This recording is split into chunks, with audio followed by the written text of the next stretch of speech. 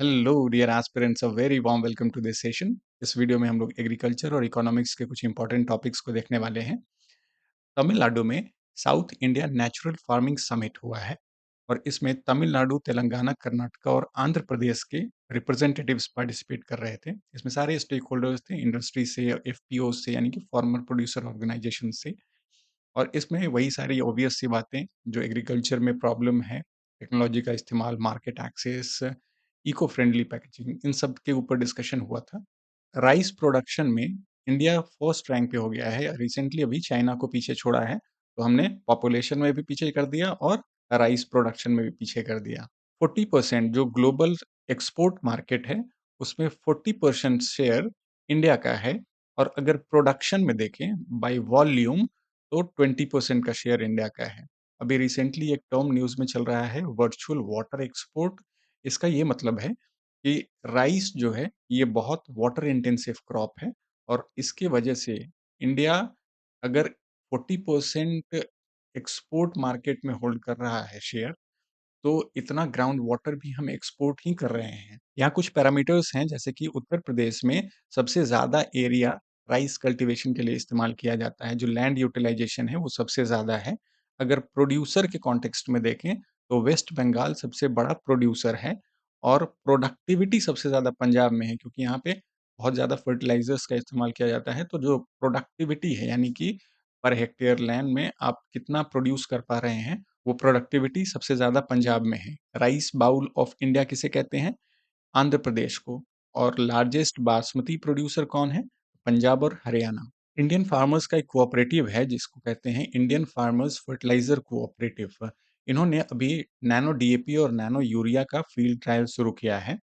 DAP का मतलब है डाई अमोनियम फॉस्फेट। तो ये लिस्ट है फर्टिलाइजर्स का और उनके कितने कॉम्पोजिशंस होते हैं। जैसे यूरिया में 46% नाइट्रोजन होता है, डीएपी में नाइट्रोजन और फॉस्फोरस होता है, एनपीके में नाइट्रोजन, फॉस्फोरस, पोटेशियम तीनों होता है और एमओपी प्राइमरीली पोटेशियम के लिए फर्टिलाइजर है।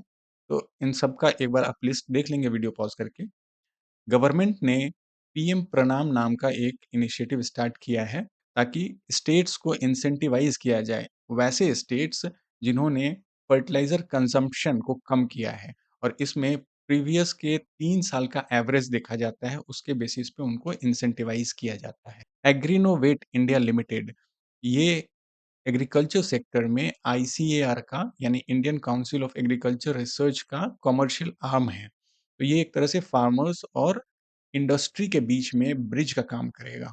इकोनॉमिक सर्वे में जीनियस एक्ट मेंशन्ड है। ये जीनियस एक्ट क्या है? ये यूनाइटेड स्टेट्स का स्टेबल क्वाइंस को रेगुलेट करने के लिए एक एक्ट बनाया गया था। स्टेबल क्वाइंस वैसे क्रिप्टो करेंसीज हैं जो स्टेबल एसेट्स से लिंक्ड होते हैं, जैसे कि यूएस डॉलर, गोल्ड या गवर्नमेंट सिक्योरिटीज जो बॉन्ड्स होते हैं, उनसे जो कनेक्टेड हैं, जो एसेट्स लिंक्ड हैं, उनको स्टेबल क्वाइन कहा जाता है और उनको रेगुलेट करने के लिए जीनियस एक्ट लाया गया था।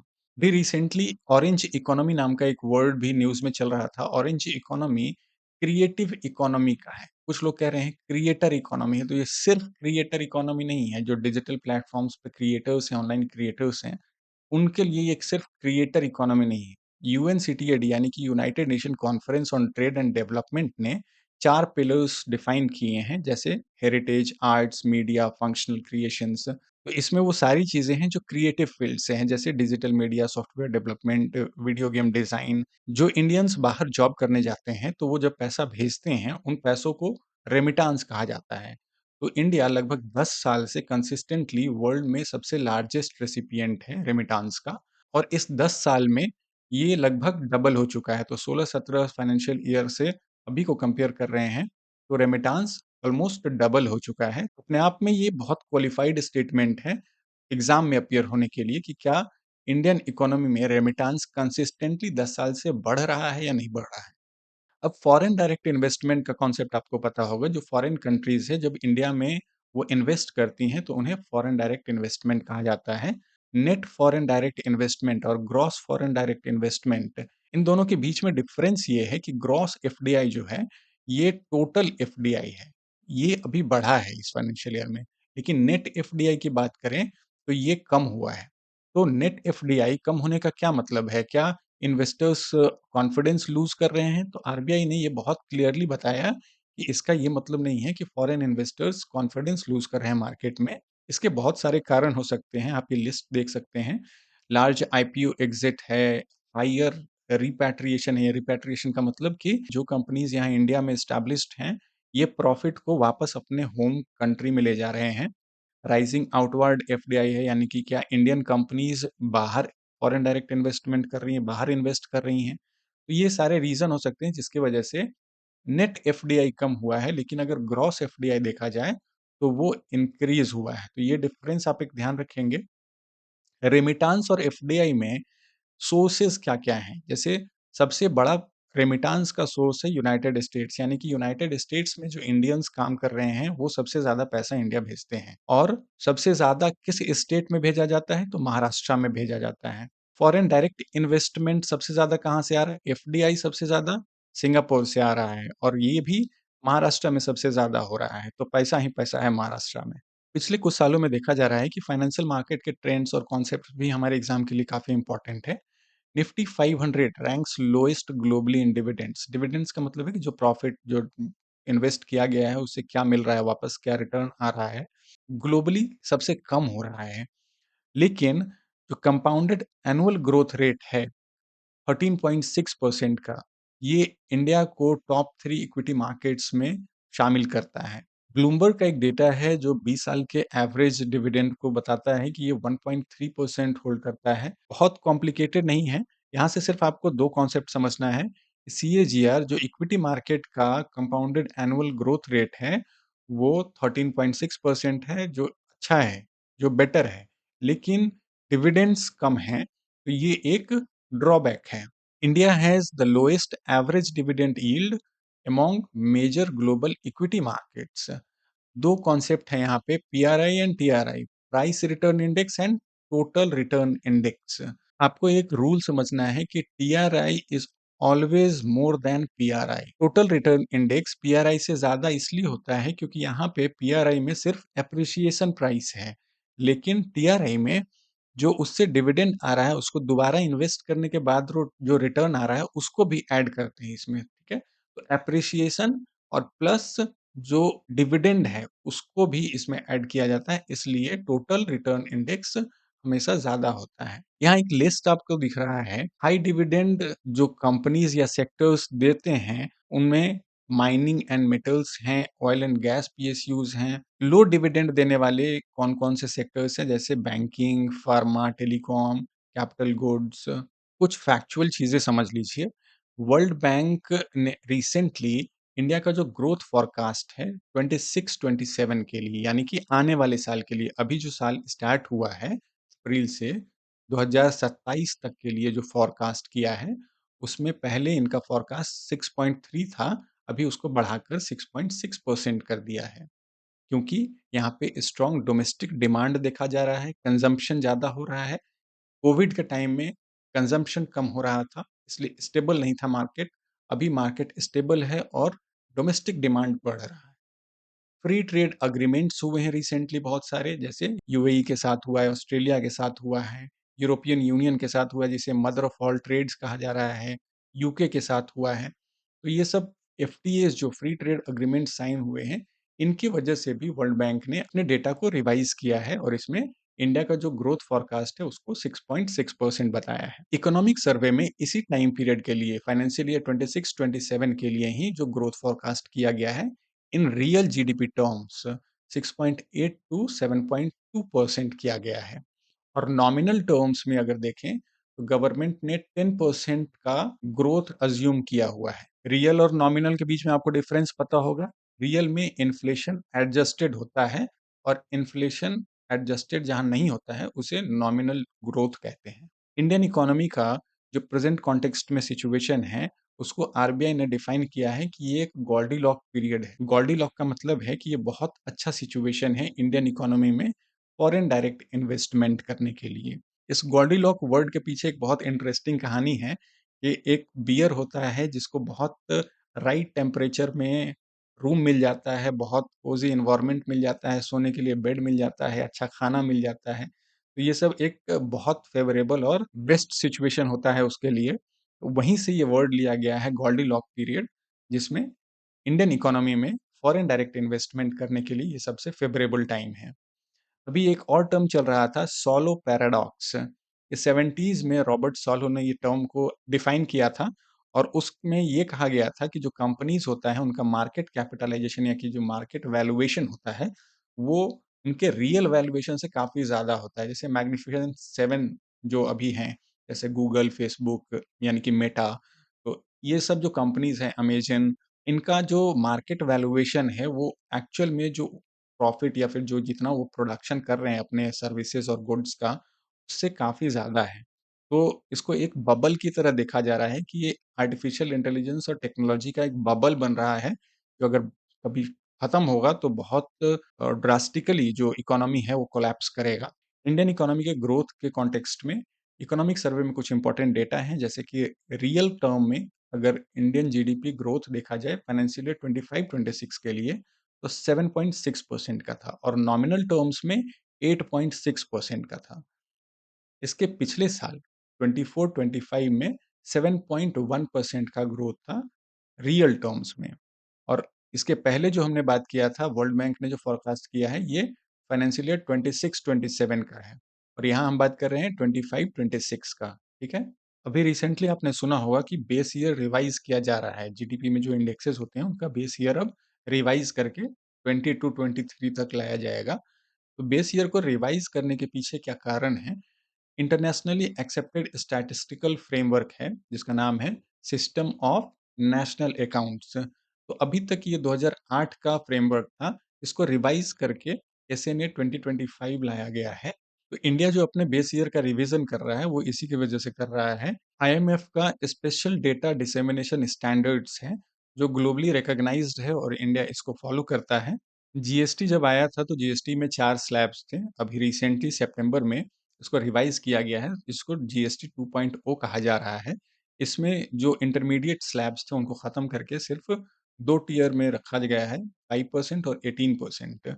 और इसके अलावा जो बाकी सिन गुड्स और लग्जरी गुड्स होंगे उनके ऊपर 40% का जीएसटी स्लैब लगाया गया है। पिछले वाली स्लाइड पे जगह नहीं बचा था, उसकी वजह से मैंने इसको यहाँ पे मेंशन किया है। तो नॉमिनल जीडीपी जो है ये टैक्स का बजटिंग के लिए इम्पोर्टेंट होता है। कॉर्पोरेट ईपीएस यानी कि अर्निंग पर शेयर, कंपनीज का जो अर्निंग है वो नॉमिनल जीडी के ऊपर बेस्ड होता है और उसी से ये आइडिया लगाया जाता है कि ग्रोथ किस लेवल का हो रहा है। 2003 के बाद से लगभग ये सिर्फ अगर कोविड ईयर को छोड़ दिया जाए तो सबसे ज्यादा कम अभी इस साल देखा गया है, मतलब लास्ट फाइनेंशियल ईयर में। बाकी कुछ एडवांस एस्टिमेट्स थे, इन्हीं के बेसिस पे जो बजट फॉर्मेशन होता है, फर्स्ट एडवांस एस्टिमेट्स जो आते हैं, इसी के बेसिस पे इकोनॉमिक सर्वे में जो भी डेटा होता है वो मेंशन किया जाता है। इसमें एग्रीकल्चरल ग्रोथ आप देखिए फाइनेंशियल ईयर 26 में 3.1% का ये एस्टिमेटेड है और 25 में 4.6 का था, यानी कि 25 टू 26 वाले फाइनेंशियल ईयर में 4.6% का एग्रीकल्चर ग्रोथ देखा गया था। सर्विसेज ग्रोथ अगर देखेंगे तो 25 फाइनेंशियल ईयर में 7.2% का था और एस्टिमेटेड अभी नेक्स्ट ईयर के लिए, यानी कि जो प्रेजेंट भी रनिंग फाइनेंशियल ईयर है, इसके लिए 9.10% का एस्टिमेट किया गया है। न्यू जीडीपी सीरीज जो है इसका बेस ईयर 22-23 बनाया जाएगा। रीजन मैंने आपको बताया था, सिस्टम ऑफ नेशनल अकाउंट्स और आईएमएफ का स्पेशल डेटा डिसेमिनेशन स्टैंडर्ड्स, तो इन दोनों के वजह से जो ग्लोबली अलाइंड है adherence to these standards, government time to time अपने बेस ईयर को डिफाइन करता है और रिवाइज करता है। This aims to make GDP data more accurate, transparent and easier to interpret. GDP data अभी तक प्रोडक्शन और एक्सपेंडिचर के डेटा के बेसिस पे कैलकुलेट किया जाता था। अब जो न्यू सिस्टम आएगा उसमें ministry of statistics and programme implementation will use supply and use tables. GDP deflator क्या होता है? तो जीडीपी डिफ्लेटर नॉमिनल जीडीपी और रियल जीडीपी का रेशियो होता है। और इससे क्या पता चलता है? इससे पता चलता है कि जो इकोनॉमी का ग्रोथ हुआ है वो आउटपुट यानी कि प्रोडक्शन के बेसिस पे हुआ है या फिर प्राइस राइज की वजह से हुआ है, यानी कि इन्फ्लेशन की वजह से हुआ है। तो नॉमिनल टर्म्स में अभी पिछले स्लाइड में भी मैंने आपको बताया था कि नॉमिनल टर्म्स होता है जिसमें इन्फ्लेशन को एडजस्ट नहीं किया जाता है, रियल बनाने के लिए इन्फ्लेशन को एडजस्ट किया जाता है। इन दोनों का जब रेशियो निकाला जाएगा तो पता चलेगा कि ये प्राइस राइज की वजह से ग्रोथ देखा जा रहा है या आउटपुट की वजह से ग्रोथ देखा जा रहा है। इसके पहले बेस ईयर कब रिवाइज किया गया था? 2014-15 में किया गया था। सेंट्रल स्टैटिस्टिक्स ऑफिस जो है, इसने नया सीरीज लॉन्च किया था और उस वक्त बेस ईयर 2011-12 को बनाया गया था। उसके पहले 2004-5 में किया था, तो ये मतलब 10 साल पहले फिर से किया गया था। यहाँ सेम इंफॉर्मेशन है जो अभी मैंने आपको बताया थोड़ी देर पहले कि सिस्टम ऑफ नेशनल अकाउंट्स जो 2008 का गाइडलाइन था, अब 2025 वाले गाइडलाइन पे जो रिकमेंडेशंस हैं उनको इनकॉर्पोरेट किया जाएगा इस बेस ईयर को रिवाइज करने में। कंज्यूमर प्राइस इंडेक्स का भी बेस ईयर चेंज होने वाला है। ये कंज्यूमर प्राइस इंडेक्स होता क्या है? जो रिटेल प्राइसेस होते हैं गुड्स एंड सर्विसेज के, ध्यान रखिएगा, गुड्स एंड सर्विसेज दोनों के, उनको इस इंडेक्स में रखा जाता है, कंज्यूमर प्राइस इंडेक्स में। इसको टाइम टू टाइम रिवाइज करना ज़रूरी होता है। ऐसा एडवाइज्ड है कि इसको 3 से 5 साल में रिवाइज कर लेना चाहिए, लेकिन इसको रिवाइज करने में सबसे बड़ा मुश्किल ये आता है कि जो डेटा अवेलेबिलिटी है, वो बहुत मुश्किल है। और इसमें जो डेटा यूज़ किया जाता है, वो हाउसहोल्ड कंजम्पशन एक्सपेंडिचर सर्वे का किया जाता है। तो अब जो किया जा रहा है रिवाइज बेस ईयर, उसमें यही डेटा 22-23 वाला डेटा को इस्तेमाल किया जाएगा। अभी मैंने जीडीपी डिफ्लेटर वाले कॉन्सेप्ट में आपको बताया कि नॉमिनल टू रियल जीडीपी का जो रेशियो होता है, इससे ये पता चलता है कि प्राइस हाइक हुआ है या आउटपुट में इंक्रीज हुआ है। आरबीआई भी इसी डेटा को, सीपीआई कंज्यूमर प्राइस इंडेक्स के डेटा को ही यूज करता है इन्फ्लेशन को टारगेट करने के लिए। यानी कि अगर गुड्स में बहुत ज़्यादा एक्सपोनेंशियल प्राइस हाइक देखा जा रहा है, तो उसको टारगेट करने के लिए सीपीआई डेटा का ही इस्तेमाल किया जाता है। और इसको एज ए डिफ्लेटर भी यूज किया जाता है, क्योंकि एक्चुअल जो रिटेल प्राइसेस का डेटा है, वो सीपीआई में ही अवेलेबल है। तो यहाँ से सिंपल आपको सिर्फ ये समझना है कि कंज्यूमर प्राइस इंडेक्स नाम का एक इंडेक्स है, जो रिटेल प्राइसेस के इंफॉर्मेशंस को होल्ड करता है, और इसको एडवाइज्ड है कि 3-5 साल में रिवाइज कर लेना है, लेकिन होता नहीं है ऐसा, क्योंकि हाउसहोल्ड कंजम्पशन एक्सपेंडिचर सर्वे का डेटा जब आता है उसी के बेसिस पे होता है। आप देख रहे हैं कि 22-23 वाला डेटा है, तो ये भी बहुत एकदम current updated real time data नहीं है। तो ये जब डेटा आएगा तभी ये फिर रिवीजन किया जाएगा। यहाँ पे ये लिस्ट है, सबसे ऊपर में आप देख रहे हैं जीडीपी, जीवीए, आईआईपी और सीपीआई। ये चार मोस्ट इंपॉर्टेंट है। इनका बेस ईयर 11-12 ही था, अभी इनको रिवाइज करके 22-23 किया गया है। सीपीआई का जो बेस ईयर होगा वो 2024 होगा। इनको कंपाइल कौन करता है? तो एनएसओ करता है, नेशनल स्टैटिस्टिकल ऑर्गेनाइजेशन, जो ministry of statistics and programme implementation के अंदर आता है। दो इंफॉर्मेशन आप और ध्यान रखेंगे, सीपीआई एग्रीकल्चर लेबर और सीपीआई रूरल लेबर, इन दोनों कैटेगरीज का जो बेस ईयर है, ये बहुत टाइम तक अपडेट नहीं हुआ था, 86-87 का ही चल रहा था, लेकिन फिर इसको 2019 में अपडेट किया गया था। और इसको अपडेट कौन करता है? जो लेबर से रिलेटेड या एग्रीकल्चर वर्कर से रिलेटेड डेटा होता है, उसको लेबर ब्यूरो कंपाइल करता है। कंज्यूमर प्राइस इंडेक्स को बनाने के लिए कौन से मेथड का इस्तेमाल किया जाएगा? एलिमेंट्री इंडेक्स बनाने के लिए जेवॉन्स इंडेक्स का इस्तेमाल किया जाएगा, ये शॉर्ट इंडेक्स फॉर्मूला है। और हायर लेवल इंडेक्स कंपाइलेशन के लिए लास्पेस इंडेक्स का इस्तेमाल किया जाएगा। इसमें 3 एलिमेंट्स होते हैं, base year price, base year weights और करेंट मंथ प्राइस। ठीक है, ये 3 एलिमेंट्स होते हैं, लेकिन एलिमेंट्स इतने ज़्यादा इंपॉर्टेंट, आप सिर्फ मेथड याद रखेंगे। ये जेवॉन्स इंडेक्स और लास्पेयर इंडेक्स, ये 2 इंडेक्स सीपीआई में इस्तेमाल किए जाते हैं। रीबेसिंग की ज़रूरत क्यों पड़ती है? ये अपने आप में एक सवाल बन के आ सकता है। रीबेसिंग करने का जो बेस ईयर है, उसको चेंज करने की ज़रूरत क्यों है? क्योंकि इकोनॉमी चेंज होता है, नए सेक्टर्स ऐड होते हैं, कंजम्पशन पैटर्न चेंज होता है। ग्लोबल स्टैंडर्ड्स, मैंने आपको बताया कि 2 स्टैंडर्ड्स हैं, उनके साथ अलाइन होने के लिए रीबेसिंग की ज़रूरत पड़ती है। बेटर डेटा होता है, क्योंकि पुराना डेटा आप यूज़ कर रहे हैं, तो आपको पता नहीं होगा कि इकोनॉमी एक्चुअल में कहाँ स्टैंड करता है।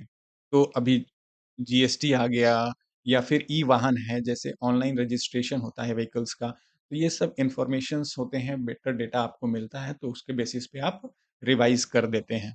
अच्छा, security exchange board of India यानी कि सेबी, इसके ऊपर पिछले साल भी सवाल आया था, और इस साल भी मुझे लगता है कि ये इम्पोर्टेंट ही होगा। फाइनेंशियल मार्केट में सेबी बहुत इंपॉर्टेंट रोल प्ले करता है, जैसे कि आरबीआई आपको मॉनेटरी पॉलिसीज में देखने को मिलता है, तो आरबीआई और एसबीआई तो बहुत इंपॉर्टेंट बॉडी है इकोनॉमी सेक्शन से।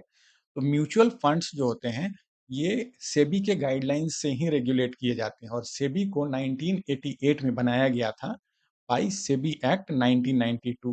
तो आप ध्यान रखेंगे कि सेबी को एस्टैब्लिश पहले किया गया था, लेकिन इसको स्टैट्यूटरी पावर बाद में दिया गया था, 1992 में दिया गया था। ये म्यूचुअल फंड्स जो है, ये इंडियन ट्रस्ट एक्ट 1882 के तहत इसको सेटअप किया गया है। ये 3 टियर स्ट्रक्चर होता है, जिसमें फंड स्पॉन्सर होता है, जो एंटिटी एस्टैब्लिश करता है तो वो स्पॉन्सर होता है, ट्रस्टी जो इंटरेस्ट को, इन्वेस्टर्स के इंटरेस्ट को प्रोटेक्ट करता है, और एसेट मैनेजमेंट कंपनीज होते हैं जो फंड में जितना पैसा आया है उसको रिस्पॉन्सिबल तरीके से इन्वेस्ट करते हैं, उनको कहते हैं एसेट मैनेजमेंट कंपनीज। तो ये थ्री टियर तो ये थ्री टियर स्ट्रक्चर है। और association of mutual funds in India, ये एक बॉडी है, इसे 1995 में एस्टैब्लिश किया गया था। ये नॉन प्रॉफिट ऑर्गेनाइजेशन है और इसका काम है म्यूचुअल फंड इंडस्ट्री में इन्वेस्टर्स को एजुकेट करना, अवेयर करवाना, जो बेस्ट प्रैक्टिसेस हैं उनके बारे में उनको समझाना और बताना। फाइनेंशियल फ्रॉड और साइबर क्राइम तो जनता को भी परेशान कर रहा है और गवर्नमेंट भी परेशान है, एजेंसीज भी परेशान है। तो अभी recently financial fraud risk indicator launch किया गया था, 2025 में ही लॉन्च किया गया है आरबीआई और एनपीसीआई के द्वारा। एनपीसीआई यानी कि national payment corporation of India, इन्होंने financial fraud risk indicator launch किया और इसके मदद से सिर्फ 6 महीने में 660 करोड़ का फ्रॉड रोक दिया गया था। तो ये डिपार्टमेंट ऑफ टेलीकम्युनिकेशन के अंदर फंक्शन करता है फाइनेंशियल फ्रॉड रिस्क इंडिकेटर। अब फाइनेंशियल फ्रॉड को रोकने के लिए कुछ लॉज भी हैं हमारे देश में, जैसे कि फ्यूगिटिव इकोनॉमिक ऑफेंडर्स जो पैसा लेके भाग जाते हैं दूसरे देश में, उनको रोकने के लिए, या फिर मनी लॉन्ड्रिंग के लिए, जो ब्लैक मनी को व्हाइट मनी के लिए इधर उधर घुमाते हैं पैसा, या फिर बेनामी प्रॉपर्टी ट्रांजैक्शंस को रोकने के लिए, कंपनीज को रेगुलेट करने के लिए कंपनीज एक्ट है। फॉरेन एक्सचेंज मैनेजमेंट एक्ट है फेमा, जो फॉरेन ट्रेड्स को रेगुलेट करता है। Conservation of foreign exchange and prevention of smuggling activity act है 1974 का। ये सारे कानून हैं जो फाइनेंशियल फ्रॉड को रोकने के लिए हमारे देश में हैं, और सिक्योरिटी एजेंसीज जैसे कि एनफोर्समेंट डायरेक्टरेट्स इन सारे एक्ट्स के थ्रू ही काम करता है। संचार साथी नाम का एक प्लेटफॉर्म है जिसपे fake connections, lost phone calls, इन सब का रिपोर्ट आप कर सकते हैं, और उसी के अंदर चक्षु नाम का एक फैसिलिटी है जो सिटीजन्स इस्तेमाल करते हैं रिपोर्ट करने के लिए, कंप्लेंट्स फाइल करने के लिए। भारत नेट क्या है? ये national optical fibre network project है। पब्लिक प्लेसेस पे इंटरनेट फैसिलिटी प्रोवाइड करने के लिए भारत नेट को लॉन्च किया गया है। तो आप रेलवे स्टेशन पे देखते होंगे कि रेल वायर नाम से जो वाईफाई कनेक्शन होता है, हॉटस्पॉट कनेक्शन होता है, उसी तरह से विलेजेस और अर्बन एरियाज में जो पब्लिक प्लेसेस होंगे, वहाँ पे पीएम वानी नाम से वाईफाई फैसिलिटी दिया जाएगा, और ये सब भारत नेट इनिशिएटिव के अंदर ही आएगा, जो एक ऑप्टिकल फाइबर नेटवर्क होगा इंडिया का। कोबरा पोस्ट नाम से एक इन्वेस्टिगेटिव जर्नल है, इसमें Cholamandalam investment and finance company को एक्सपोज किया गया था, क्योंकि इन्होंने बहुत बड़े अमाउंट में, मतलब हजारों करोड़ रुपए इन्होंने घुमा दिए थे। तो उसके वजह से इनका इन्वेस्टिगेशन किया गया था कोबरा पोस्ट के द्वारा। Employees state insurance corporation, ESIC, ये एक स्टैट्यूटरी बॉडी है। स्टैट्यूटरी बॉडी यानी कि एक एक्ट 1948 के एक्ट के थ्रू इसको एस्टैब्लिश किया गया था under ministry of labour and employment. ठीक है। तो ईएसआईसी जो है ये एक स्कीम रन करता है, ईएसआईएस, एम्प्लॉयज स्टेट इंश्योरेंस स्कीम।